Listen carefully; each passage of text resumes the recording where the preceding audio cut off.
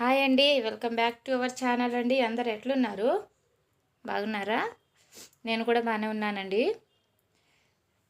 ఈరోజు రెసిపీ అయితే ఉల్లికాడలతో చేసుకుందామండి. కర్ణాటక సైడ్ ఉల్లికాడలతో చాలా మంచి రెసిపీస్ అనేవి చేస్తారండి. అందులో నేనైతే మీకు ఈ రెసిపీని చూపించాలనేసి చూపిస్తున్నానండి. ఇటు సైడ్ చాలా ఎక్కువగా దొరుకుతుందండి ఉల్లికాడలు. మన సైడ్ ఆంధ్ర సైడ్ చాలా తక్కువ అండి. దొరికితే కనుక మీకు ఖచ్చితంగా తెచ్చుకొని చేసుకోండి, చాలా టేస్టీగా ఉంటుంది. ఇందులో నేను చూపించిన విధంగా చేస్తే చాలా బాగుంటుందండి. ఒక్కసారి స్కిప్ చేయకుండా చూడండి వీడియోని, మీకే అర్థమవుతుంది. నేను తొందరగానే చేసేస్తానండి. చూడండి, ఫస్ట్ అయితే ఉల్లికాడలను అయితే కట్ చేసుకున్నాను, తర్వాత వాష్ చేశాను. తర్వాత ఆనియన్స్ అనేవి నేను లేతవి తెచ్చుకున్నాను కాబట్టి అందులో ఆ ఉల్లికాడల్లో ఆనియన్స్ అనేవి లేవండి, అందుకనేసి సపరేట్గా కోస్తున్నాను.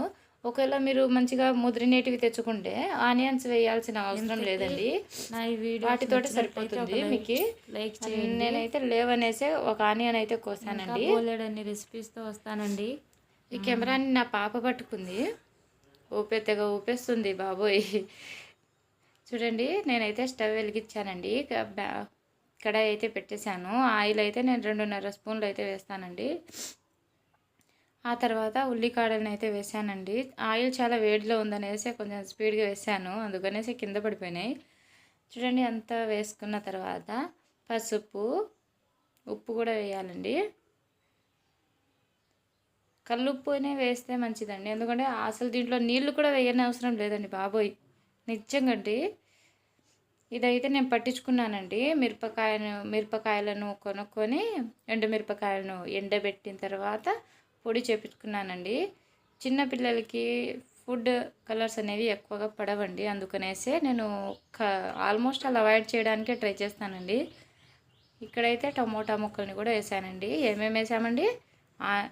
ఉల్లికాడలు వేసాము, తర్వాత పసుపు, ఉప్పు వేసాము, తర్వాత టమోటా ముక్కలు వేసాము. అలాగే మనం కారం చూసినాం కదండి, కారం కూడా వేస్తానండి. ఫస్ట్ అయితే చూడండి, ఆ వాటర్ చూడండి ఎంత వస్తున్నాయో, నమ్మలేరు కదండి. నేను మీ కళ్ళ ముదిరే వేసానండి. చూడండి, నీళ్ళు అయితే అస్సలు వేయలేదు.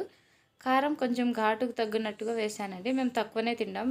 ధనియాల పొడి, గరం మసాలా, తర్వాత కొత్తిమీర వేసేసి సర్వ్ చేసుకుంటే సరిపోతుంది. Please subscribe to my channel.